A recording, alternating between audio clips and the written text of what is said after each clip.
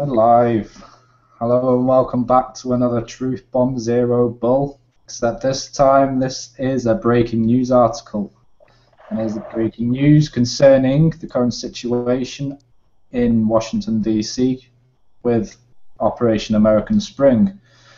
And that is the current situation as of 8 p.m. Eastern Standard Time. And I'll pass you over to Barry once I've asked him this quick question. So, who have we spoken to? Or you, matter of fact, who have you spoken to this evening regarding what is the current situation at Operation American Spring? Well, Mr. Chris, today would be the evening of, I believe, Saturday. It's still Saturday, isn't it? The 7th. Sunday morning here. Well, it's Sunday for you, but for us here, it's still Saturday. At about 8 p.m., a little before 8 p.m., I received a phone call from Mr. Roberto Tonizzo. Some of you may know Roberto as being the logistics person for Colonel Riley.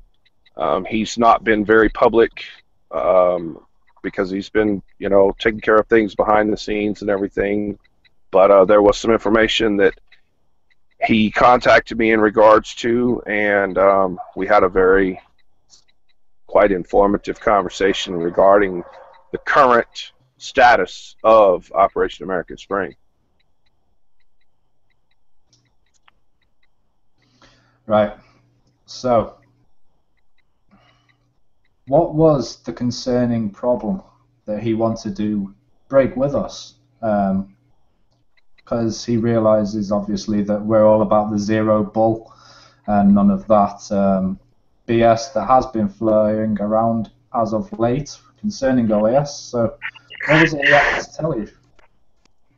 Well, Chris, in short, Mr. Tonizzo did inform me that Operation American Spring is still underway.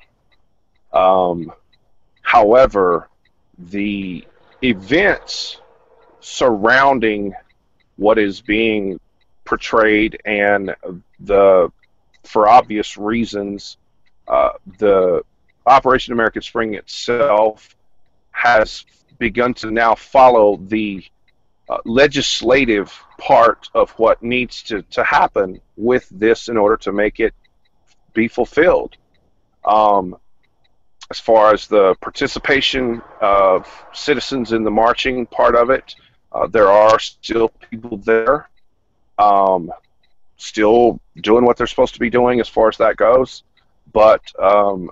Tonizzo, along with some of the other organizers, have been visiting congressmen and women's offices in the past few days with legislative motions and paperwork and lawsuits that have been filed. They're following up with the actual offices of these people to solicit support for the movement of the restoration of the Constitution. And it is still very much in function, and they're not slowing down, they're not stopping, they're visiting people on a daily basis, and they take breaks on the weekends, obviously, because a lot of these Congress people are not in their offices. But as far as during the business hours of when these people are there and available and willing to sit down and talk to them, they are actively pursuing and soliciting support for the movement. That's great to hear. To make it clear, we are still in support of OAS, Operation American Spring. Surrounding the conjecture of what has been happening recently with Operation American Spring, there's been a lot of people coming to us personally asking about the disinformation that they have been hearing and off certain key individuals. Not to name names, but I'm sure everybody's aware of the Anon-mobile and the problems that has been possessing or putting in the bad light of OAS. Would you like to shed some light on that, please, Barry? Absolutely, Chris. As you did state, there has been a lot of publicity surrounding the RV, the Anon-mobile WikiLeaks vehicle. Well, bluntly, I've got no problem naming names. It's Christine Sands' RV. There's been a lot of focused publicity where she's concerned.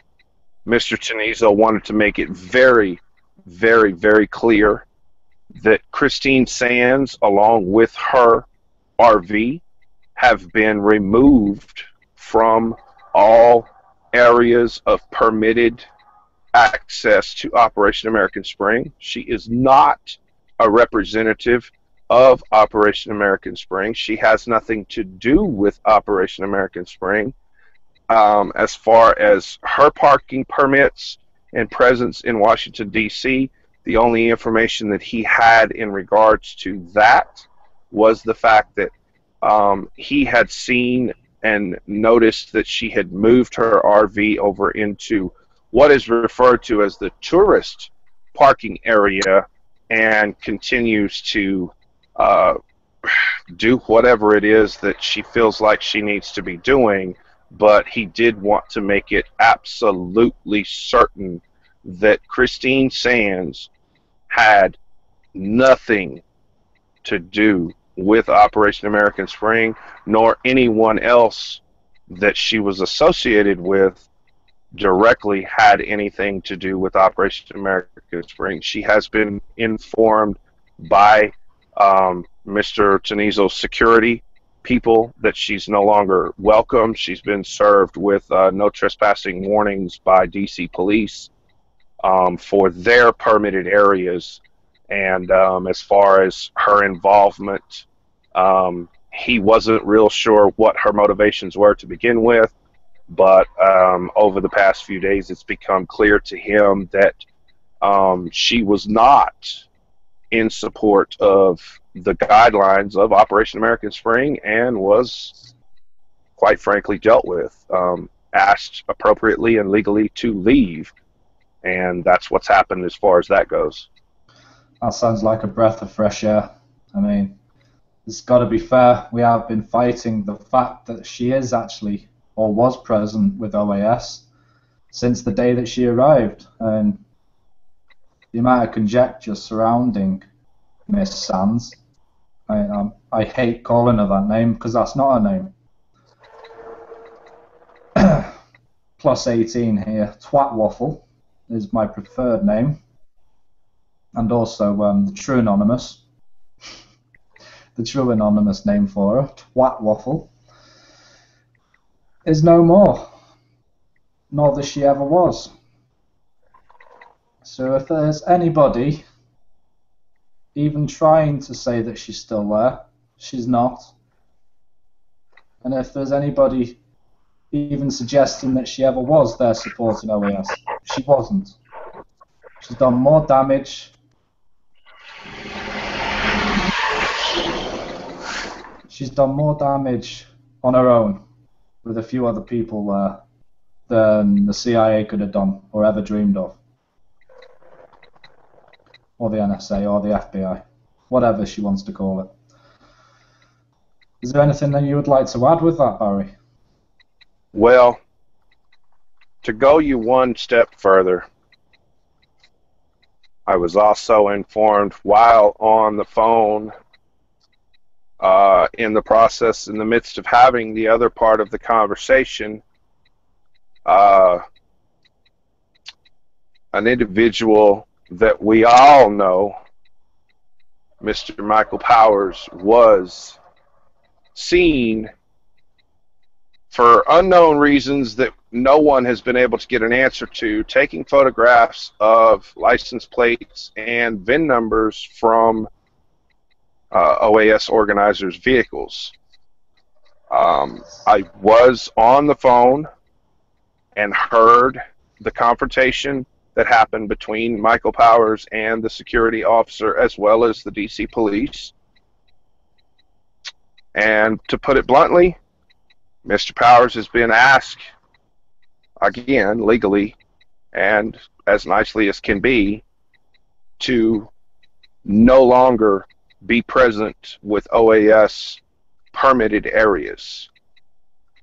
He's also been served with no trespassing warnings. So, not only is Miss Christine Sands no longer a part of OAS, never was, nor will be, as of about 7:30 p.m., Michael Powers has been asked to leave as well. That's truly groundbreaking. I hate to put this like this, but I'm sure there's going to be a lot of information coming out on various social media sites from either Christine or Michael or Sign Larva regarding this transpiring events, however you want to put it. And there will be further information coming from us that will come directly from the original organizers of Operation American Spring. One last thing. Any information, the one only legitimate site that you can visit on your own, read through the site, familiarize yourself with it. Any information that you want, you can go to www.oas2014.com. That is the only legitimate website that is being run by the organizers of Operation American Spring that are in direct contact with Colonel Riley, and there's only like 3 or 4 of them. They will be posting information, and there are other various things on that website that might interest you. I urge you to check out that website and stay tuned. I will be in contact with Mr. Tonizzo later on and see what other information I can find out direct from the horse's mouth. Yes, and who knows, we might even have some video footage. I will leave that with you all. Thank you again for watching this evening. This has been Chris Yates and Barry Roney, bringing you some groundbreaking breaking news. Double breaking, Zero Bull. You all have a good night. See y'all later.